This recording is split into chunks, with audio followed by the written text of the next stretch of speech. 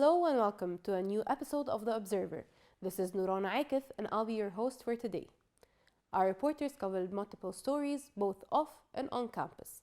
We'll be also having an interview with Meher Malekh, a music technology alumni, for his remarkable contribution to the hit Ramadan series El Harsha Sab'a soundtrack.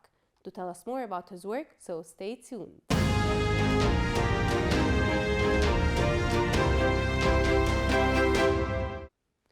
Korba district in Heliopolis is well known for its architecture that attracts a lot of visitors and tourists, but it drastically changed over the years due to the openings of modern coffee shops. More on this with our reporter Aya Nashid.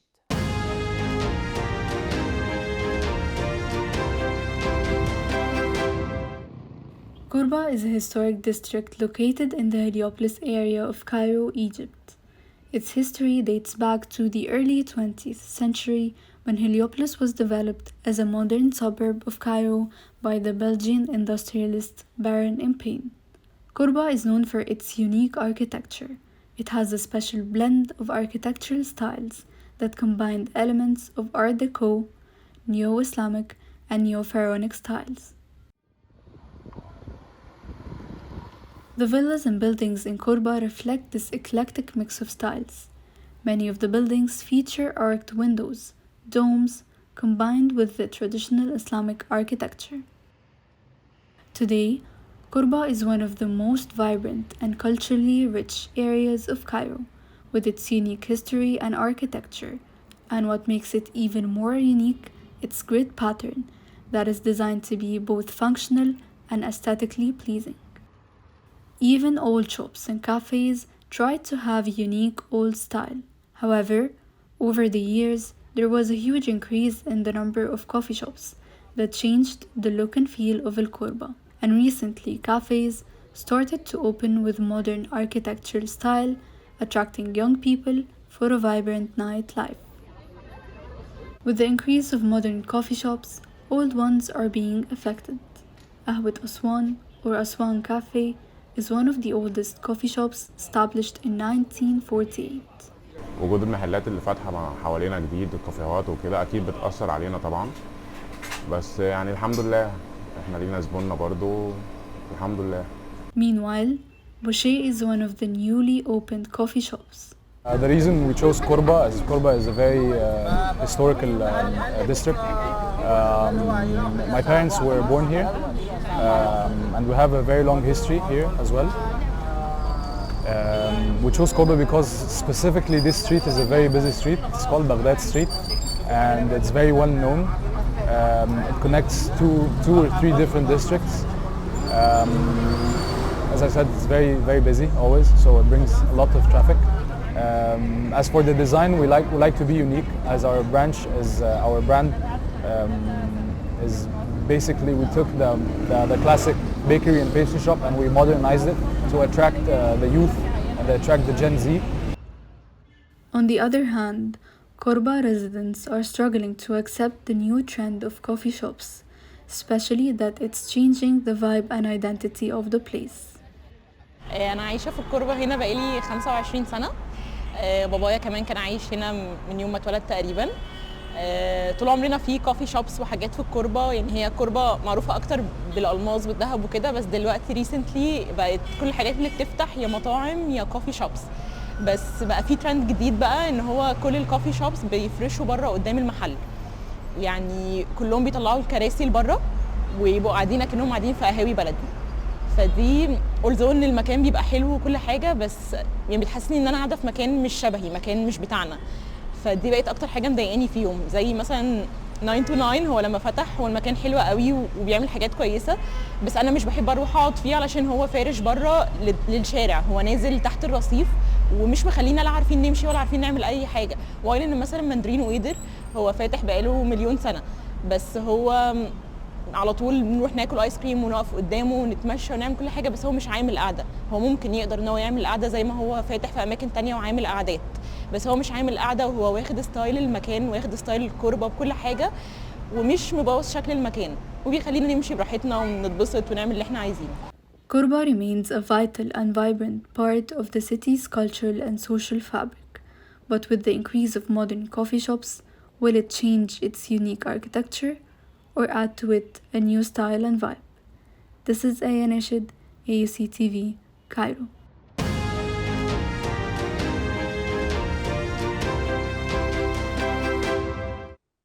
See It and Live By It.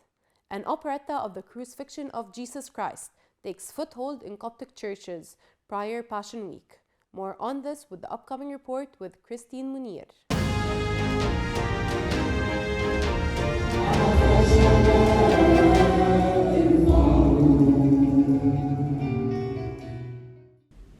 Passion Week, which begins on Palm Sunday and ends on Holy Saturday, comprises the 7 days before Easter Sunday.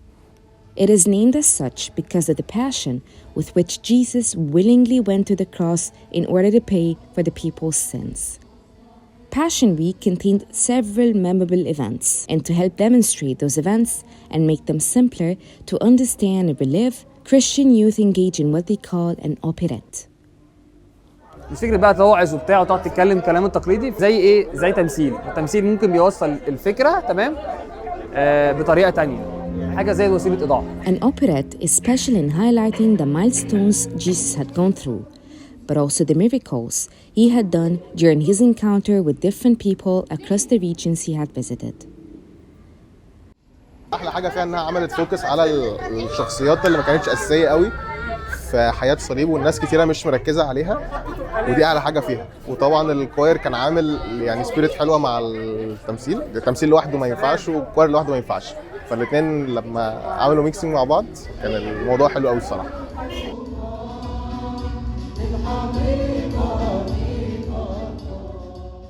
Operettes are usually held prior to the Passion Week to prepare the people spiritually for the holy rituals that the church is immersed in during the week.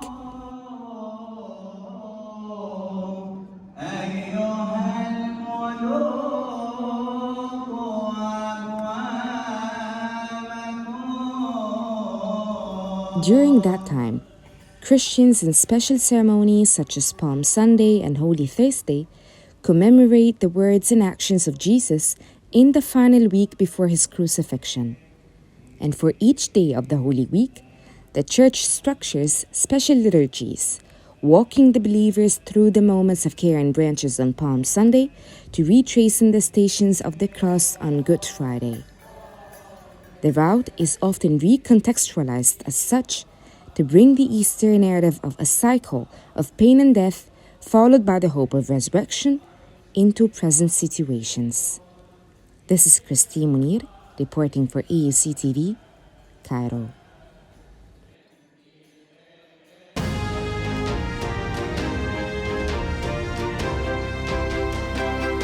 Kahk has always been a tradition for celebration since ancient Egypt. More on this with the upcoming report with Hala.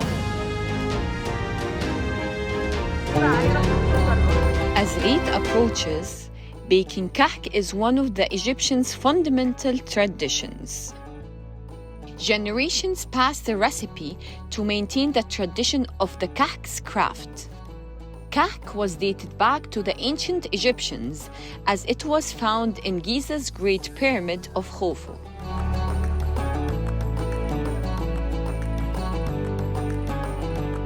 Kahk dates back to the Ptolemaic dynasty, the bakers of which made it into packets called kul washkur, eat and say thank you.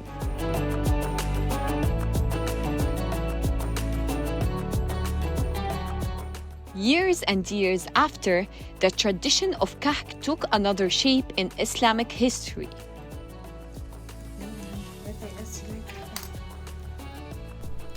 أصله يعني من قدماء المصريين وكان بيبقى عن معابد اكتشفوه عن معابد وكده وكان يعني كلمة كل واشكر هي دي اللي ساعدت إن احنا نعمل الكحك يعني ده اللي أنا فاكراه يعني. وكان زمان أنا فاكرة خليفة من الخلفاء كان بيعمل ميزانية للكحك العيد وكان بيفرق على كل الشعب.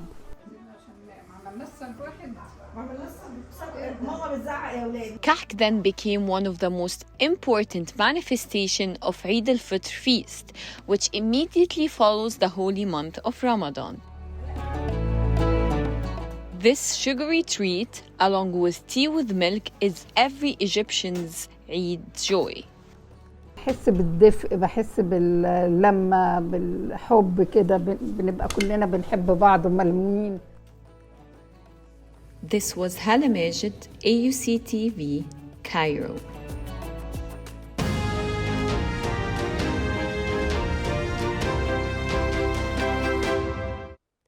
AUC Gardens have always been a remarkable feature of the new Cairo campus.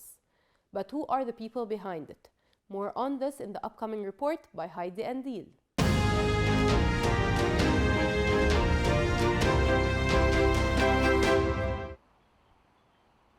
Extending from Gate 1 by the University's Center for the Arts to the edges of AUC Athletic Center, the AUC Gardens shines as spring begins to show its bloom. AUC Gardens is a distinctive feature of the new Cairo campus, and to maintain its beauty, this requires care and attention. قص نواشف، شيل سلطنات، بنربي الشجر، بنعمل للشجرة إيه؟ بنرجعها تاني زي أكننا لسه بنزرعها من جديد. بنحافظ على الخضار بتاعها، بنحافظ عليها من الحشرات، من أي حاجة إصابة جاي لها، بنعمل لها تصين من كل حاجة. كنظافة وكمظهر. Sayed is one of many hands behind the look of AUC Gardens. From the daily work activities to the seasonal ones, he spent almost 14 years at AUC, yet his first days are what stands out to him. أنا أفتكر أول يوم جيت واشتغلت في الجامعة، المدير بتاع المهندس توحيد ده يعني أعجب بشغلي وقال لي بسم الله ما شاء الله شغال يعني شغل كويس، وفعلا هو صراحة يعني اليوم ده افتكره له لغاية النهارده. هو اللي شجعني ان انا اصبر في الجامعه. اشتغلت 2-3 قبل ما يتعمل لي عقد، قبل ما نبقى نتعاقد مع الجامعه، والحمد لله يعني استمريت لحد ما بقيت فيه. The years he spent at AUC Gardens had taught him a lot about the gardening activities. However, there is one task in which he enjoys the most. اكتر حاجه بحبها في شغل النخل. النخل يعني بلاقي نفسي فيه لانه هو ده اساس المهنه بتاعتي. بنلقح النخل، بنجمع النخل، بنوزعه للناس بتبقى مبسوطه بيه. Despite enjoying his work, there's a dark side to it in which he fears. ممكن الواحد يقع من على شجره، ممكن يقع من على نخله. ديت بتبقى حاجه يعني الواحد ربنا بيسترها معاه، الواحد بيخاف منها يعني بتبقى صعبه بالنسبه لنا. On another note, Labor Day is approaching. So as a worker, how does Sayed perceive it? بيدينا دافع ان احنا نشتغل اكتر، وهم صراحه بيكافئونا يعني في عيد العمال بيدونا مكافاه ان احنا برضه يعني نجدد الطاقه بتاعتنا للشغل وندي شغل اكتر من السنه اللي قبلها. After these long years of working at the AUC Gardens, what else is he still looking for? الحاجه اللي انا نفسي اعملها يعني اللي انا بقى حاجه في الجامعه. اللي انا بقى حاجه كويسه في الجامعه. عيالي اللي هم يستعزوا بيها ويمشوا على النهج بتاعي. This was Heidi and Deal, AUCTV, Cairo.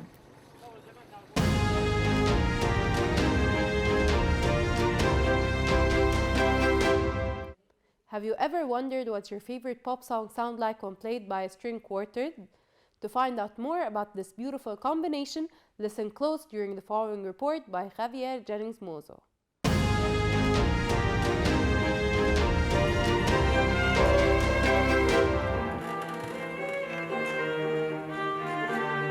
The first concert on campus after Eid was a little unusual for a classical music concert series. And not just because of the unexpected high number of attendees. The idea? An Allegra string quartet playing pop songs. This Western classical traditional ensemble, formed by 2 violins, 1 viola, and a cello, was used to perform hits by Adele, Coldplay, Clean Bandit, or Camila Cabello.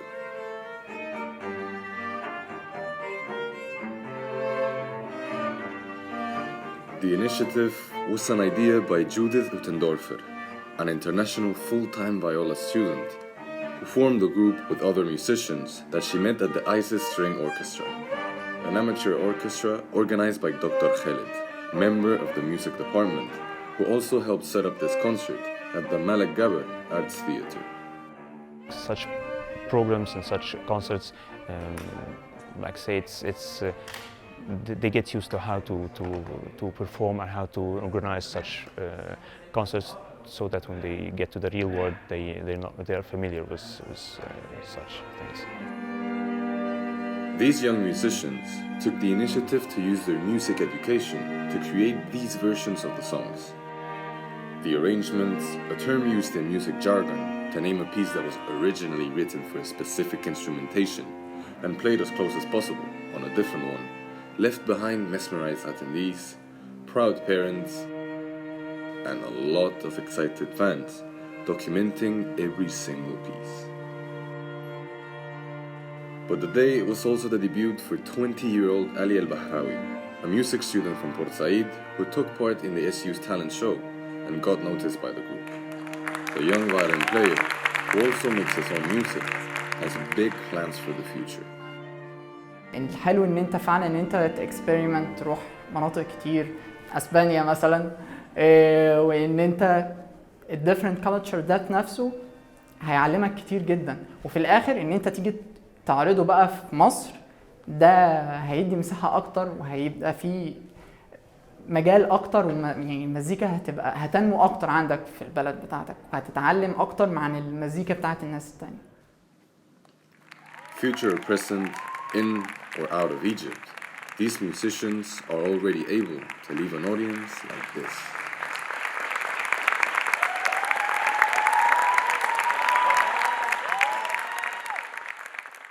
Javier Jennings Mozo, AUCTV, Cairo.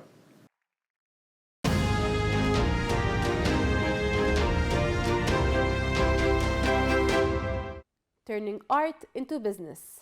Taking a closer look on how artists and art enthusiasts can turn their passion into a profitable business. More on this in the upcoming report by Noor Amin.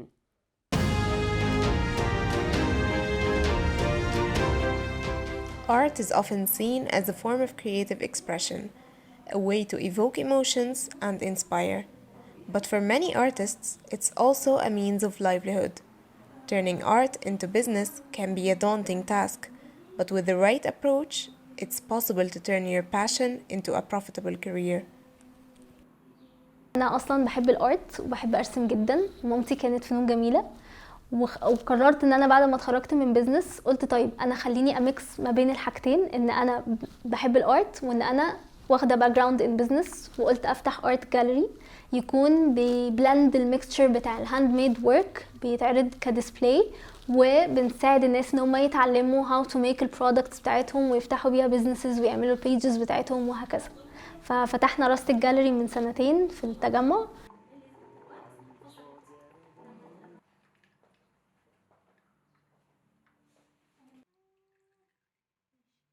النهارده عملت كاندل ميكنج ورك شوب، عملنا كاندلز سنتد، بنحط الميكستشر وبنتعلم ازاي نعمل الكاندل فروم سكراتش. كاندل ميكنج ده انا اللي بديه بنفسي، انا عندي كاندل براند جنب الجاليري، فانا اتعلمت الكاندل ميكنج من حوالي سنه وشويه سيلف توت، وبدات ترايل اند ايرور كتير قوي لحد ما وصلت للمرحله ان انا لا I need to teach it as well، جنب ان انا كمان بمانج المكان. الريحه خلاص ما بقتش باينه، انت بتمسكي الكاندل تشميها من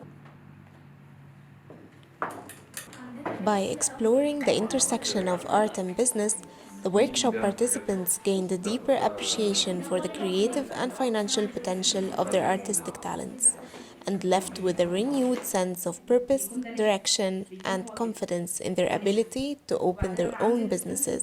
واقصقصه وابدا احطه بالترتيب اللي انا عايزاه واصب عليه طبقه شفافه. اللونين بتوعي لازم اخلط الالوان مع الريزن علشان بعدين ما يكلكعش، عشان لو انا هخلطه بعد ما الريزن يتقل شويه واحط بقى الباودر او احط اللون ممكن يكلكع. This is amazing. يعني انا لو عملت الهوبيز بتاعتي حولتها لبزنس بيدي دخل من غير ما اشتغل الشغل الروتيني اللي انا مش عاوزه اشتغله، دي حاجه حلوه جدا.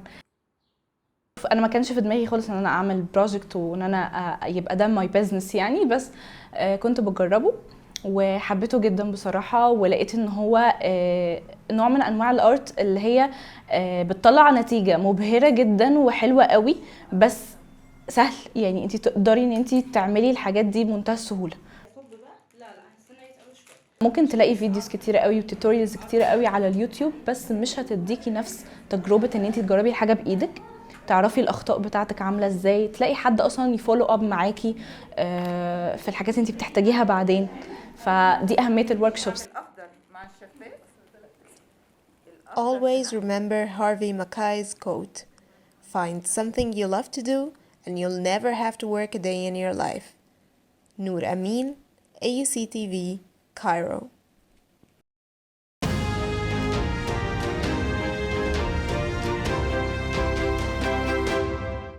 As the election season heats up at the American University in Cairo, this year hits different. It's a referendum, not an election. More in the upcoming report. The Student Union SU elections are only a few days away. For the second year in a row, there is only one team who have applied to be SU President and SU Vice President, whom are Mustafa Khalil and Ahmed Ayman consecutively. And the elections will take place as a referendum on Wednesday, 3rd of May. I was inspired to run for the presidency actually because of when I chaired the two committees, academic affairs and political representation. I thought that I believed that I could do more for the student union, and actually I took this step to do for the students. And their slogan is to rebuild the student union. And let's hear more on the pillars that they're going to tackle.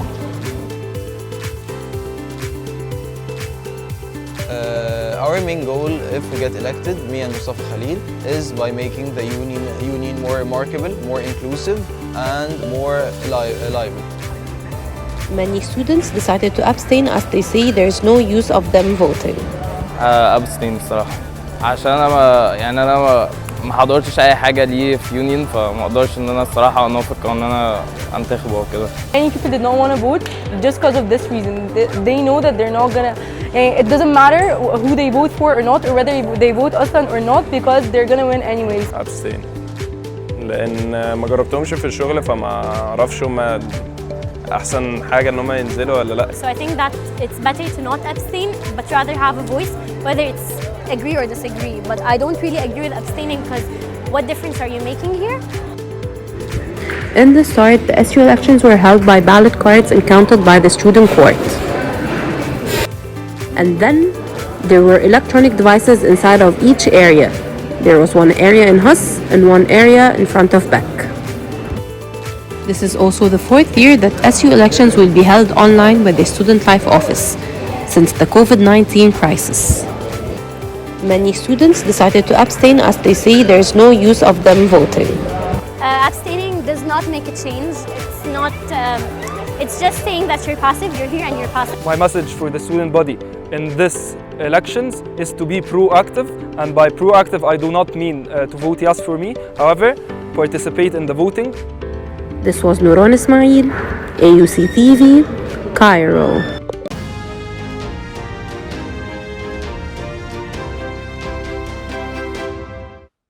We have now reached our final segment. We are going to have an interview with Meher Al-Malekh to talk to us about his recent projects. Stay tuned.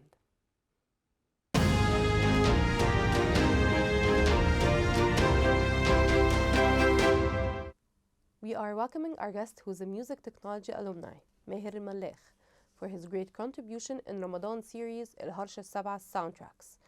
All the guitar tracks and humming were produced by Meher in his production agency, Blue Production. Hello Meher, it's great to have you here. Hi, hello. We're excited to hear more about your work in Al-Harsha Sab'a and many other projects. Thank you. Looking forward. So how did your experience in AUC contribute in your work? Okay, I studied in AUC. I was a graduate of music technology and business, so double major. So of course in the music area, what we mainly study is studio work, how you operate your studio, how you do the connections, how you do the geeky things and stuff يعني. So of course it helps a lot in any kind of project at the studio. So and if we want to be specific in الهرشة السابعة and those kind of projects that include music scores, because we study in AUC how to read music sheets and stuff like this, so it helps that you have some background. You're not just a person that knows how to play guitar and stuff like this. You know how to read music, you know how to record yourself well, you know how to mix your sound well. So it's كأنك you're a joker on this job. You're not just a guy that can do one thing or anything. You can do many work. So did you learn piano and guitar at AUC, or you were interested before? Of course, to be يعني a major student in that, to have 4-year program of that, you need to have some interest before, not to start at this point. So of course I used to play piano, I used to play guitar, but of course not at this level, not at this level of musicianship that you know how to read, know how to write music, know how to compose. So of course you have some interest, but not that much, of course, yeah. Not much professional side of it, yeah. So you've mentioned that you were a business major. So Yes. what specific skills have you gained through majoring in business? So it's two different, like completely different majors. To be honest, sometimes I wish I do more of what I learned in the music, in the business side, because I studied marketing and I always like doing marketing. So this is a personal thing on the side يعني. For Blue Productions, for everything, we're mainly focused at the studio now, at the work itself, not the marketing, which is not a smart thing, very smart thing to do يعني, many times. But يعني, this is one thing to learn, that you need to do more marketing. But the main thing that I think I deal with every day is positioning, marketing. We had a course called Marketing Strategy. It was all about pricing yourself. So how to price yourself, how to price what your services, how to look at where you are in the market, how to position yourself. Sometimes having to do some marketing strategies like price skimming or penetrating the market, or some business terminology that we don't have to get very technical about. يعني. But يعني, I learned a lot in, يعني, always people say to me that you're a musician with a businessman mindset, and this helps me a lot, honestly. يعني. I think it gets a different perspective and it gets a different angle for you. يعني it distinguishes you from the people like in your industry. Somehow, yeah, because sometimes when you focus too much on the art, as much as beautiful as it is, يعني, we are in the music business, we're not in the music dot. يعني, whether we like it or not, yeah. So how did you first feel when you were approached to work on الهرشة السابعة? Honestly, I know Khaled since 4 years مثلا, or 3 years, and this is a very, by the way, known thing in our industry or any art industry, that it takes time to build relationships, and it takes time to work with the people sometimes that you know. يعني, I know Khaled since like 3 years now, and he knows my work, I know his work, we follow each other, we greet each other at like gatherings and stuff like this. But there was this crazy idea that Khaled told me that, hey, you know what, we have this music score, and actually we recorded everything with strings and stuff, with a big orchestra, but we want to do another version of it with you humming and with Nuran Abu Talib, another singer who's really good, with you and Nuran, and actually the brief was singing. It wasn't about guitar, by the way. And then while we're singing or practicing, I played guitar, and he was like, this sounds interesting, let's record this.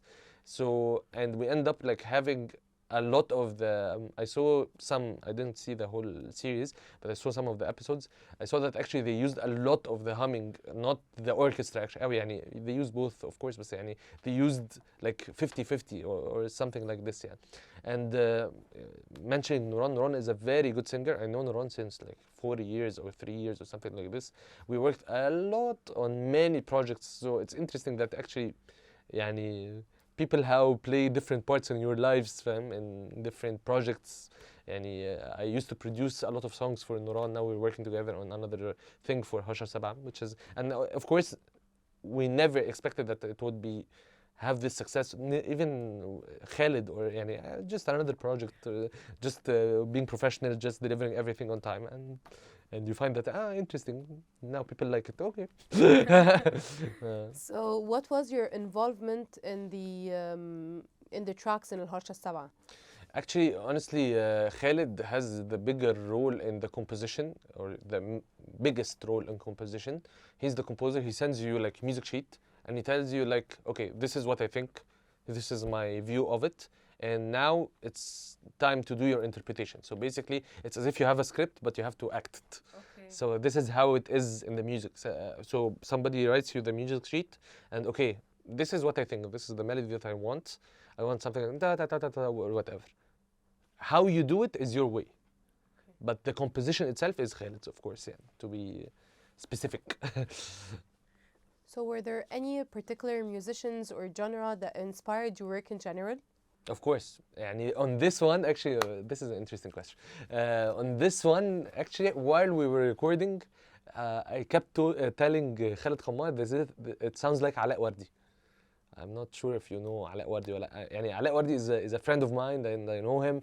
I worked with him on small projects, يعني. We're hoping to work on different stuff now. And of course, Aziz Marqa. This has يعني some influence from Aziz in some chords, some way, يعني. So without getting too geeky, yes, it's inspired somehow with the independent scene in Jordan, which I am personally working a lot with, يعني. So I get influenced, of course, with them. يعني. It was like, actually, it was funny that actually when Khalid showed me the music scene, قلت له, you want Alaa Wardi? Here you go. So, summoning Alaa Wardi. So does all your work include humming? Not really. Of course, actually, a lot of the tracks that I produce for artists or for commercials, I do the background vocals. And and fun fact, humming is a very common thing as a background vocals in tracks. So for example, إعلان اتصالات like not this year, the year before, I did this ad with Aziz and Ahmed Aziz. Actually, it included some humming, but يعني, it was me and Aziz. Okay. Not me alone, and I do a lot of humming actually with our background vocals in general. يعني, for a lot of Nuran's songs, for currently working with different artists. يعني, I do a lot of the background vocals, and then sometimes we have them re-recorded with the artist's voice, or sometimes we just keep them as it is. And actually, يعني, reflecting on AUC, this is one of the things that's particular about this program somehow, and about studying music in general, that you know how to do a lot of stuff. So you know how to sing, you know how to write, you know how to play piano, you know how to play guitar, you know how to mix, you know how, so you learn a lot of skills. How you use them is your thing, but يعني, so sometimes it works. يعني, I have a lot of producer friends who doesn't know how to sing مثلا. It works طبعا in the market and the needs of the market, to be a joker, to play a lot of roles. It works, yeah. So that's really interesting. Also, do you face any fears, or do you face any like challenges while humming?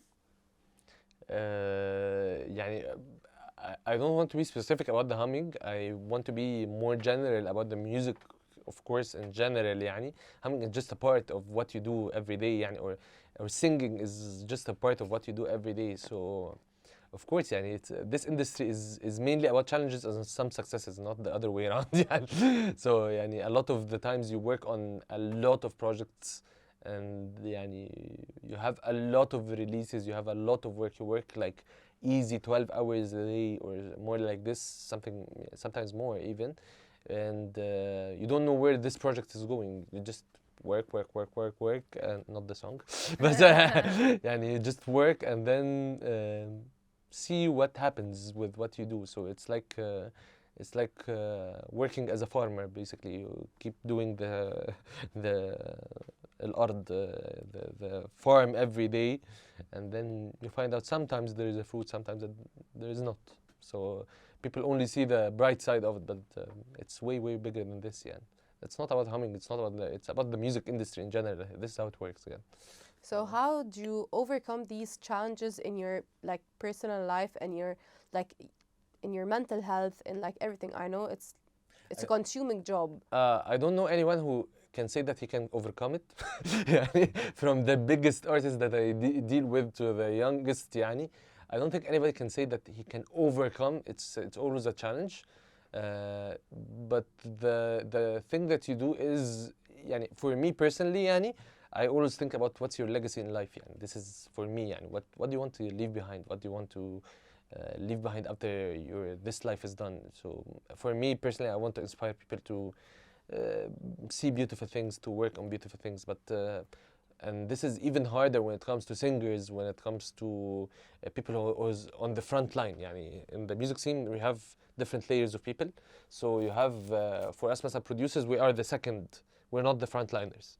But مثلا when it comes to singers, they are even having this even worse, I have to admit, because they are the frontliners. So I cannot say that I overcome it, but it's a challenge every day to think, why are you doing what you're doing? To just keep going, and some days it works, some days it doesn't. I have to be honest, yeah. So how does it affect your personal life? Okay, this is an interesting question. Of course, it affects your personal life. I have to be completely frank and honest, because working like a job that requires 12 hours a day, any kind of job, not only music, يعني, any. My dad is a physician, doctor, يعني, so it's challenging to have a person that works 12 hours a day. يعني. But in music, in specific, you can work and you can, يعني, you only start and you don't know when the song will end. Sometimes a song can take 2 hours, and sometimes a song can take 2 months. So it highly depends on the dynamics of the song, how good the song is, and sometimes even after 2 months of work, it comes out and nobody even listens to the song. So it's a challenge job when it comes to this, that sometimes you see fruit, sometimes you don't. But you have to be surrounded by people that understand your work dynamic and your life dynamics. And on the other hand, you have to be sometimes considerate to the people around you برضو as a person يعني. So it affects, بس يعني as any kind of job that affects in this area. But I believe يعني the mood طبعا swings and stuff like this. I have to admit that sometimes it's true. So so يعني we work a lot on like leaving work at work, having life with friends when you have life. يعني, but يعني in music you are the product. It's not only what you do. It's not only the thing. It's not only the music. You are the product itself. So this is a lot of times is challenging somehow. Yeah, especially when it comes to singers. Again, the frontliners, it's even harder. So on a bright note, what are the ads or the pieces that you did that are close to your heart? Interesting. Okay. Fun fact: some of them are not the most famous stuff that I worked on. يعني, but يعني speaking top of mind كده, there is a song with Aziz Maraka called بحبك للسما. This is a very special. يعني I love this song and the composition of it. It's personally close to me. I love another song with نوران أبو طالب called في ظروف تانية. بحب السونج دي. And a lot of songs that are not released yet. يعني I'm currently working with Sharnubi, if you know him. I love him. We're working on a mini album. It should be released soon. We have like 3 or 4 songs on it. There's a song called كان نفسي. I love it on this album. I work with عبد الرحمن رشدي, if you know, familiar with his music. يعني I have one song. بس يعني fun fact, a lot of the stuff that I like are not released yet. So, and this is always a thing. And when it's released, you feel like, I didn't even like it that much. So we will be waiting for them. Yeah. Yeah. Thank you. Thank you so much for being with us today. Thank you. Thank you for watching. Stay tuned for next week.